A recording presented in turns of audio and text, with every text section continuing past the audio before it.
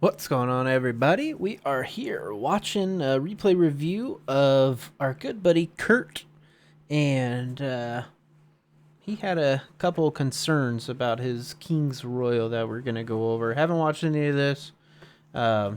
He did like me on the first night. I forgot to save the replay of my win, and then yeah, pretty disappointed that I forgot to save that feature, because I wanted to really show you guys the inputs and stuff from my angle eventually. But I did save the second night on the night that I won the second night, so we'll be able to go over that.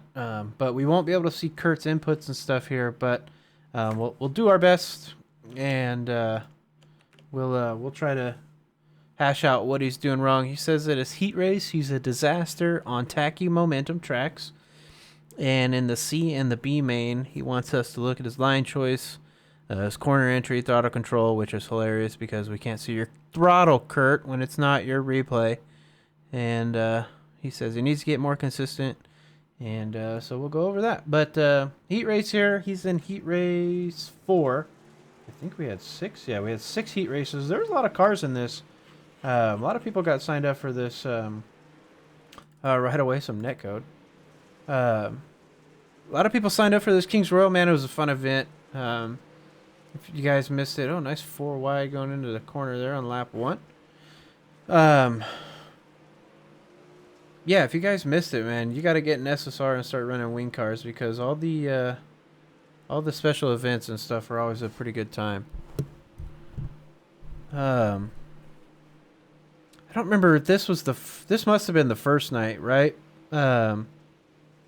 The second night, I think it was, man, we finally convinced you to go up and rip the cushion, and you were tracking down a lot of cars. Maybe it was this night. We'll figure it out once we get there. But I'm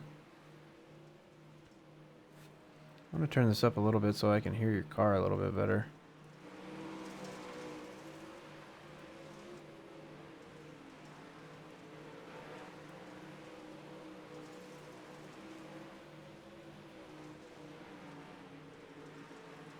So you were concerned in the heat race about your just it being tacky and not being able to like keep your momentum up, I guess, or being on, a tackier track where momentum and keeping the throttle down are the keys here. I think you just got caught early in kind of some traffic, and then you steered away from the top. Right now, I would definitely be all the way up there. The bottom this early on doesn't really come in for Eldora, so letting it eat right there. That was a perfect corner. Go back and watch that real quick. Nice high entry, right rear all the way up in the cushion, as close to the wall as you can get it. Beautiful corner. Really like that. So yeah, and I thought as you came to the line here, right here, I was like, oh, he's gonna hit the wall in one. Now watch. So we got a little bit not very far off, but once you come off of 4 and it kind of gets you down, just even this half, maybe a tire's width lower, and then you've got to steer it back out to get it in. You've almost got to whip it really hard if you want to run that high into the corner, because it will do this. This wall does come in a little bit at Eldora. It's not perfectly round through 1 here. So this third Eldora logo is notorious for eating up right rears, and that's right where you hit it. I did the same thing 172 times in practice leading up to this thing. So yeah, it's just it's a product of being trying to stay smooth on the corner and not turning the car in, but when you kind of miss it and you're not wide enough, you almost have to that, or just kind of slide lower. But yeah, you had the right idea. That's just the monster that is Eldora running the top. I know you can run the top. We talked about that during the event. I think what was the second night, and we really got you to go up there that night and rip it. Coming out of 4 again, yeah, just same thing. You're nice and high here, but at this point here, you can start letting the car get down a little bit, and pointed this way more. Just a little bit left. That way the right rear is not going to, the wall's not going to sneak up on you, and you're not going to either hit the right rear on the wall or have to steer away from it like this. And then you get caught down here, and you got to turn it. See, that's kind of what you needed to do the lap before here. You got low, so then you turned it in nice and hard. But then just keep it up there. So you kind of steered off, you fell off the cushion a little bit. Yeah. This is the thing that me and Greg found. We struggled with this as well. We were falling off the cushion a lot when we were practicing, and then that bump there was just throwing us to the left like it did for you. We figured out the setup, and it just stayed glued the whole time. We tied down the right rear to keep it loaded, and that way it wouldn't, rebound and throw us down the track. And then we took basically almost all it was like a 4-4 on the left rear, and that was allowing the right rear just to stay loaded the whole time. But the heat race, I don't see too many bad things except for line choice. When you went to the top, you looked good. You did have a few mistakes, but that's just a product of kind of practice, right? You hate these cars. I know you hate them. You like those big blocks and kind of the more realistic cars, I guess you could say. But yeah, these things you've got to basically just go to the top and let it roll up there. The hardest part is, especially at a track like Eldora, is getting the entry right, because the corners are so long and wide that if you don't get that right, you kind of mess up the rest of the corner. So if you can keep that right rear in that width, that tire width of grip, like I've said to a lot of people, if there's a tire width of grip for the right rear up there, it's a 0% track. Right now we're in the C main. Oh, this was night 2, 15 laps. Okay, yeah, so this was night 2. Eventually, I think we convinced you here to go hit the top. Maybe in the B main. I can't even remember. Yeah, this is just not the line right now. I think we were talking to you about that when it was going on too. But being in a transfer spot, it always feels safe to do the safe thing, right? You don't want to give up a spot if you haven't lost one yet. But there's always the threat of somebody behind you who's going to be running the right line. Lap 5 here, we're finally go up to the top. I don't remember where you finished this. Up in third. So, maybe that was the point where we finally convinced you to go rip the top. It takes a minute to get your momentum going, right? It takes maybe a lap and a half to get your momentum. So that first lap, after you pull off the bottom, a lot of people go run the top on that next lap, and they say, oh man, that lap was slower. Like, I'm not going to do. You've got to run a second lap. You've got to let your momentum from that first lap that you now have dictate, okay, now that's my true lap time on my second lap. Everything looks pretty decent here. The car just looks a little wobbly for you. It maybe setup or something, you might have been able to change to keep the car up on the cushion a little bit, but I can kind of hear the throttle. And it doesn't sound like you're overdoing anything too much. I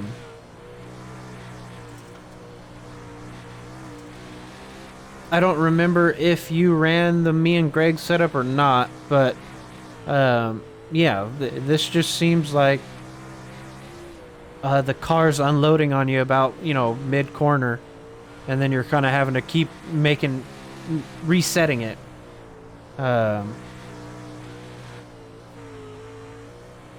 But the throttle control, the line and stuff like that, it's not terrible. I don't think you're making mistakes in that sense. You're running the right line finally. You're letting that right rear sit in that groove. And then kind of the telltale sign for me is maybe that the setup's not exactly where you wanted it, is kind of that exit of 2. and then in the middle of the corner here as well. See the car get tight. They're kind of in the middle after 1.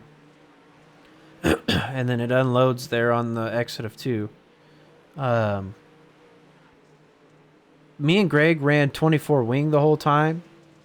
And I know you guys were talking about putting a lot more wing into it than we were.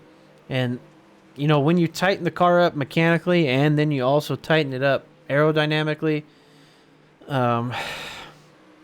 it not that it hinders the car, but it definitely makes it a... Oh, I thought that was it. Oh, that wasn't it. It makes it a little bit tougher to drive running the top, because you do kind of have to be a little bit loose aero-wise to run the top. That way you can let the throttle control and dictate where the car's going. If you've got so much downforce with the wing, it makes running the top really, really difficult for myself, because I feel like I have to constantly turn and reset the car, because it'll get tight on me randomly. And then this was the B main, 19th to 13th here. Needed to get the 6th. I think you ran into a lot of trouble in this one, if I recall correctly. We were watching a few of you, trying to watch a few of you at the same time, and we knew, you know, you were running the right line. I think a few things just kept happening to you that kind of, you know, ended up not in your way, but I mean 15-7s, 15-8s, a couple missteps probably, 16-1, but I'm gonna go see what... Oh shoot, I'm gonna see what the leader's running here. Bruce out in the lead, so he's at 4s and 7s, 6s. Who won this? Bruce did, okay.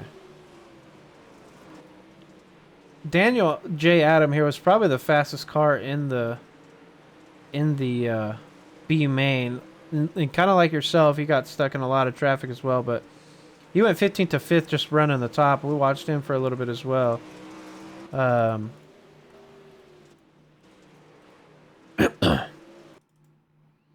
See what happened here.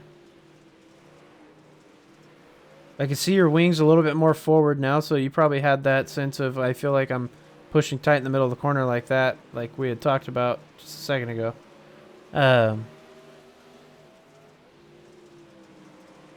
I don't see things I hate. I see things... you're doing things a lot better than people who have driven these cars for, you know, quite a while. And you know, not being a wing sprint car guy, you sure are running the top pretty well for someone who doesn't particularly like these cars very much. You're being smooth on the throttle. You're not, you know, you're not overcooking it or anything into the corner. The only other difference is probably, you know, you're just not sending it hard enough, right? Like you could probably be almost hammer down if you've got the setup dialed in at this point. You could be almost hammer down and passing a lot of these cars, but again, that comes with a practice thing, and I mean, you're in all the right places to get the practice. I mean, you know how much me and Greg, Bruce, Jordan, all these guys that we run laps with all the time. Bryce is out there with us. A lot of the ignition guys come out. So,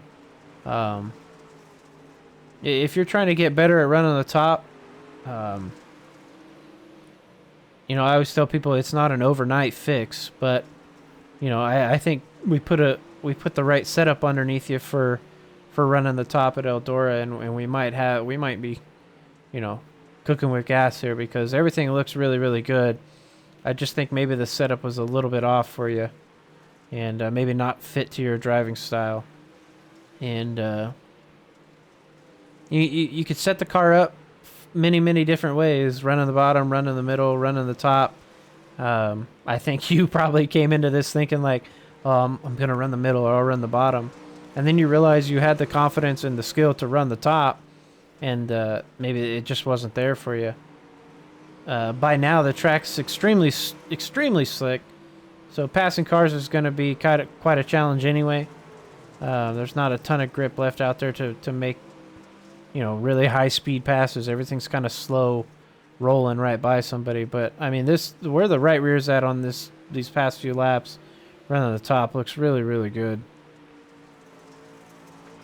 I think if we just sit down with you for a couple hours and you get in a lobby with us and maybe run one of those ignition races here or any other track where, top is, we get you settled in on a setup that you like a lot, and then you'll be a lot more comfortable. I can already tell you right now, the way you're coming out of the corners and getting through the middle of them is a lot better than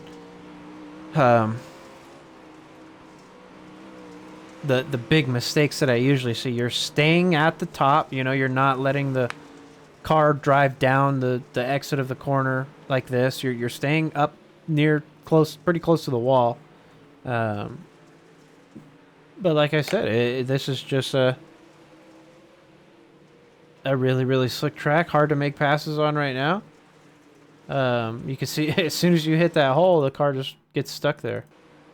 This is the fight that me and Greg had all night. We hit this hole right by these Eldora logos, and then it wants to push you into the wall, get you tight, and then you lose a couple positions because somebody cuts underneath you, and then next thing you know, you're stuck in a slider battle. But I don't hate any of this. I think you've got a lot of skill and a lot of room to grow. Confidence wise, I think you could benefit from putting the hammer down quite a bit more than you think you could, honestly.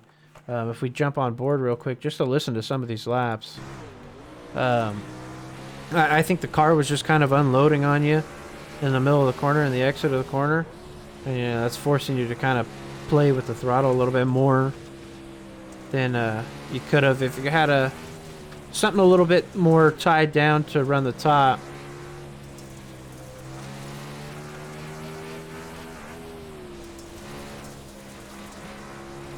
But for someone who's learning and trying to get, more involved in these cars, throttle control and all that, everything sounds fine to me,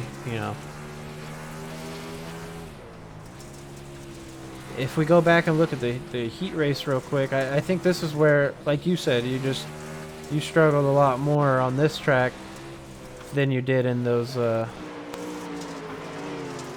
other ones. But here also, I think if you ignore the grip that's kind of in the middle of the track where people say like, oh, there's grip there in the middle, like maybe I'll go run that. If you kind of ignore that, you've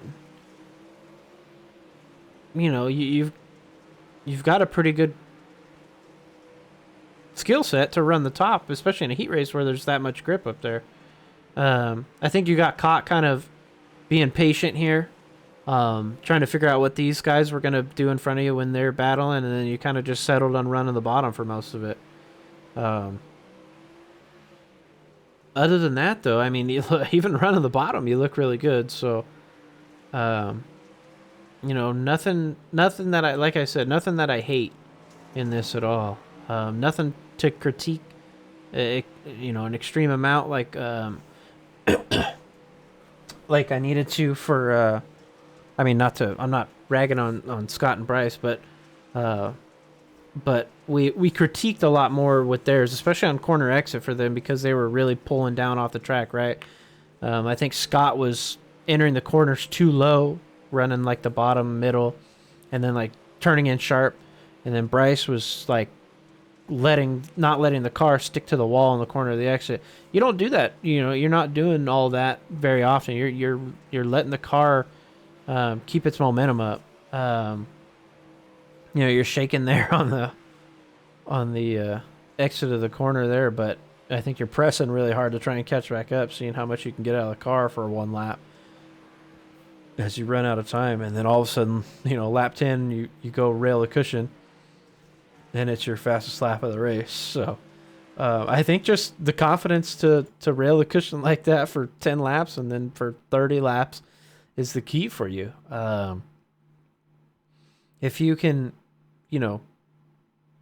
dial in the setup for, understand what the changes you're making to the car are doing, and dial in the setup for your driving style for running the top or whatever the track is. Maybe it's a track where the bottom works a little bit better, but I mean, it's iRacing. Most of the tracks are just around the top anyway.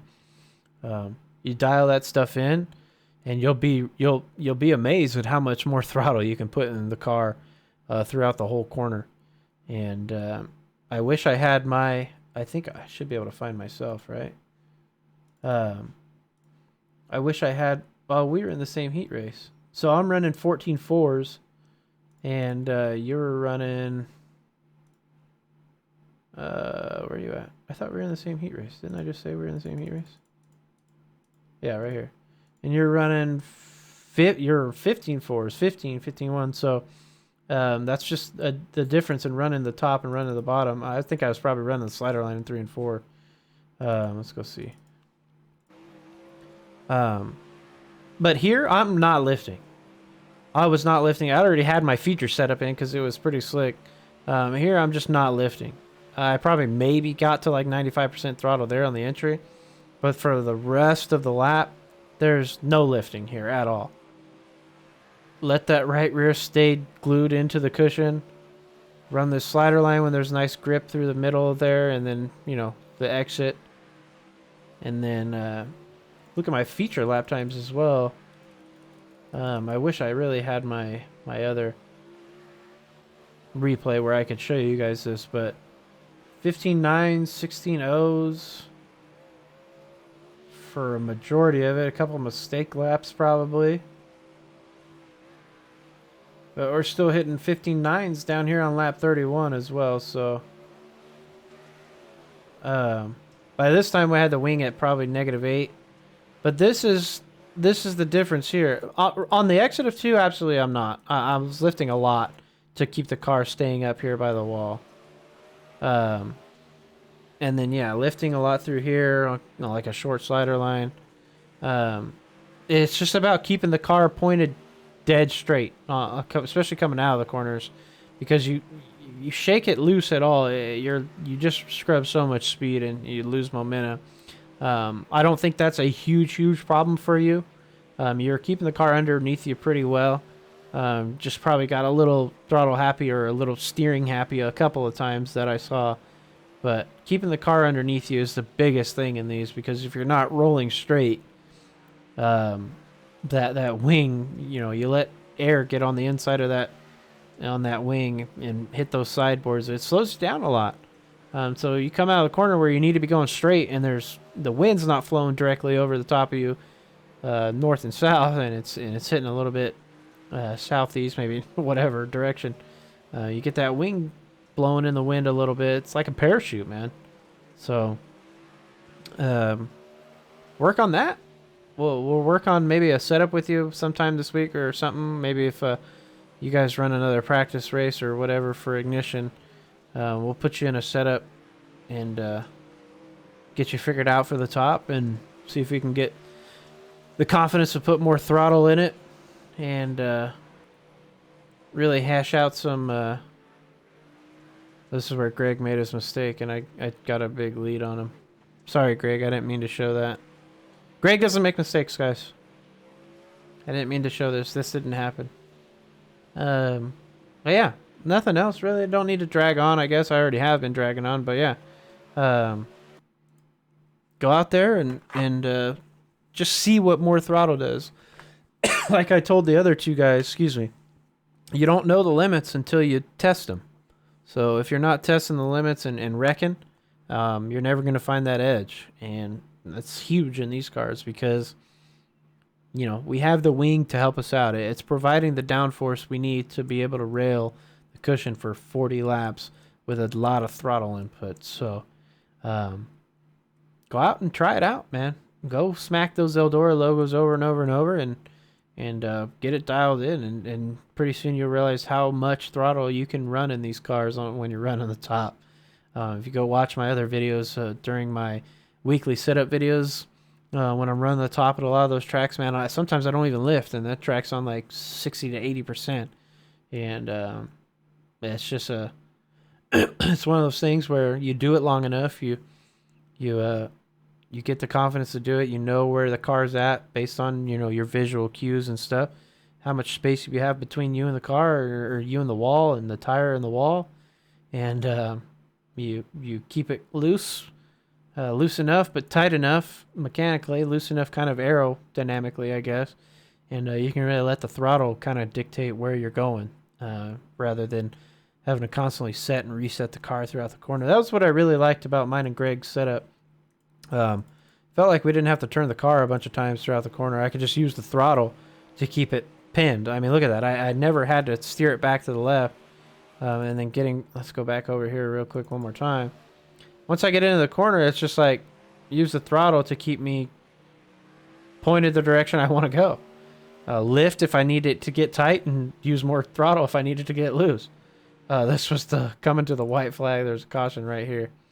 And Greg got a second chance at me, but was able to hold him off. This was a really fun race, man. Like I said earlier, if you guys aren't in SSR yet and you're watching these videos, get over to schoolofsimracing.net, sign up for NARC, and get into these special events, man. They're a lot of fun. But that's it for me, Kurt. I talked enough. You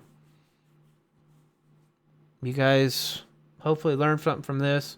Kurt's not a bad driver, so it's hard to critique, somebody who's got driving experience in other cars. They understand the throttle control and things like that, and they do it at a decent level that, there's not a lot of critiquing needed to be had. It's just at some point it's a confidence thing in how much throttle can I really use, and I think that's really your only thing to work on, Kurt. But yeah, if you guys didn't know, in my Discord, this came to me through the replay review coaching channel. If you guys ever want to throw up your replays, you can go ahead and do it in there. Just leave me your iRacing name. What else? Leave me your iRacing name. Leave me your link to the Google Drive, obviously with the replay. And then anything else, basically, your concerns, like Kurt had, he was talking about the heat race, talking about the CB main, the line choices, what it's like driving for him on tacky track situations, stuff like that. And then just let me know whether or not you're okay with the video I make for you being public or not.